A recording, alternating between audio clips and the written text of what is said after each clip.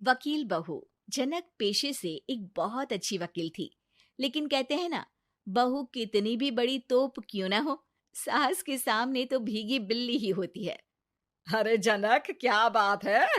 आज रोटी नहीं मिली अभी तक। ये तेरा कोर्ट नहीं है जो आज फैसला ना हुआ तो कल की तारीख मिल जाए।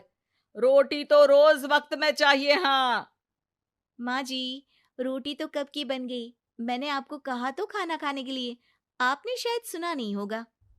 ओहो हो, जज नहीं हूं मैं तेरे कोर्ट की, सास हूं सास। कोई दलील फालतू की मत देना यहाँ। बहुत जानती हूं मैं इन वकीलों को। अपनी बात ऊपर रखने के लिए झूठ बोलने में जरा भी नहीं सोचते। तभी वहां जनक के ससुर आ जाते हैं। अरे भाग्यवान, क्यों बेचारे के काम को कोसती रहती है हमेशा। मैं भी तो था वहां जब ये आई थी तुझे रोटी खाने को बुलाने के लिए। सास को तो अब गुस्सा आ जाता है कि कैसे किसी ने बहू की साइड ले ली। अरे वाह जी वाह, वो तो मैं जानती थी कि कोई ना कोई गवाह तो ये पेश कर ही देगी। पर मैं तो अब सीधा खाना खाकर सोने जाऊंगी। मुझे आदत नहीं है किसी से बहसा बहसी करने की।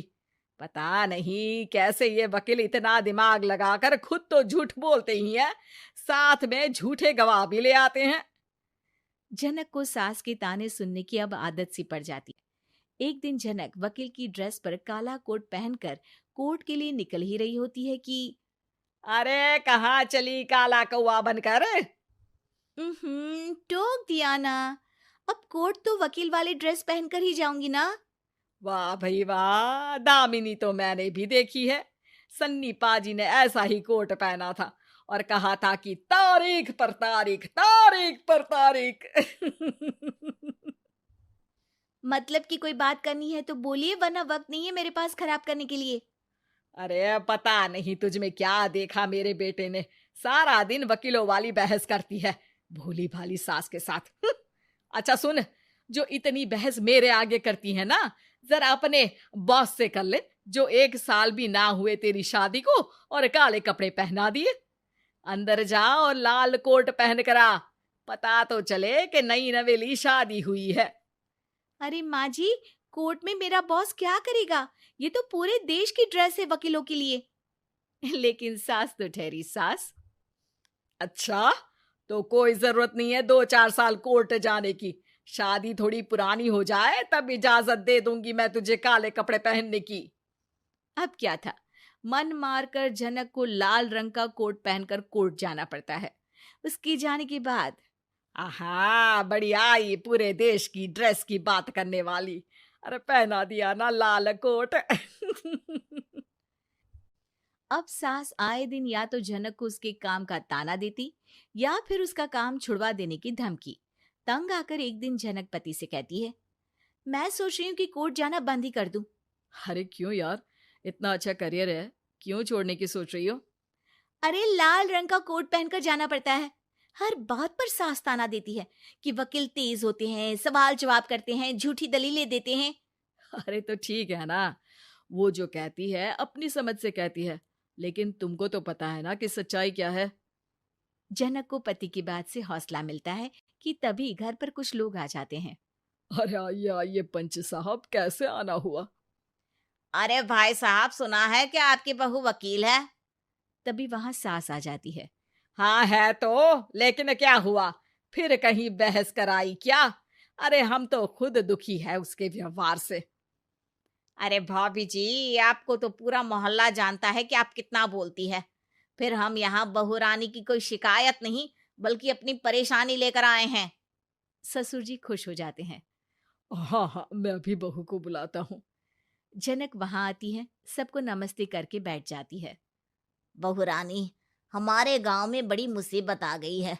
अब तो पूरे गांव की जिम्मेदारी मानो तुम्हारे कंधों पर है। अरे ना ना, इससे तो घर की जिम्मेदारी पूरी नहीं होती, ये गांव की जिम्मेदारी क्या लेगी? भाभी जी, आप चुप हो जाओ। यहाँ पढ़े लिखे लोगों की बात हो रही है। आप जाओ, जरा रसोई से सबके लिए चाय लेकर आओ। मैं कॉफी लूंगी। हाँ हाँ, वकील साहिबा के लिए कॉफी। सास सर पैर सब पटक कर वहां से निकल जाती है। बहू, गांव में पानी नहीं आ रहा है, पड़ोसी राज्य ने हमारा पानी रोक रखा है। इसका मामला तो बड़े कोर्ट में चलेगा पंच जी, लेकिन ऐसा क्यों? वो राज्य हम लोगों से पानी के पैसे मांग रहा है। अब आधे गांव में पानी की सप्लाई खत्म हो गई है बहुरानी। अच्छा पंच साहब, बात गांव की है तो मैं जरूर केस लड़ूंगी। यहाँ एक बार फिर सास की एंट्री हो जाती है। अरे वाह जी वाह, ये काम करवा लो, आप हमारी बहू से बहुत अच्छा करती है। मैं हूं सीधी सादी सास। इस लड़की ने कैसे लड़ लड़ कर मुझे साइड कर रखा है, ये तो अब आपको पता चल ही जाएगा। अरे भाभी जी, आपकी आवाज तो पूरे गांव को सुनाई पड़ती है जब आप बहू रानी को सुंदर वचन सुना रही होती हैं। अरे वकील बहू मिली है, फक्र करो फक्र। हाँ जी हाँ, सारी फकर तो हम लोग ही करें। खैर, अब जो केस लड़ेगी और पानी गांव में आ जाता है तो पंच साहब लिख कर देना होगा कि हैंड पाइप में सबसे पहले मेरी बाल्टी और घड़ा भरेगा। अरे फिर तो हम बहू रानी के नाम पर घर पर ही सप्लाई दे देंगे, लेकिन ये इतना आसान नहीं है। बहू, गांव के पास अभी वकील करने की भी पैसे नहीं है तो। अरे पंच साहब, ये मेरे गांव का मामला है, मैं आपसे एक भी पैसा नहीं लूंगी। सास को बहू की बात पर गुस्सा आ जाता है, लेकिन सबके जाने के बाद झनक मन लगाकर गांव की परेशानियों को दूर करने में लग जाती है। और वो दिन भी आता है कि झनक केस जीत जाती है। अरे आज तो प्लम्बर आकर घर तक पाइप लगा गया है। खुश हो जाओ, मेरे कारण तुम लोगों को घर के अंदर ही पानी मिल जाएगा।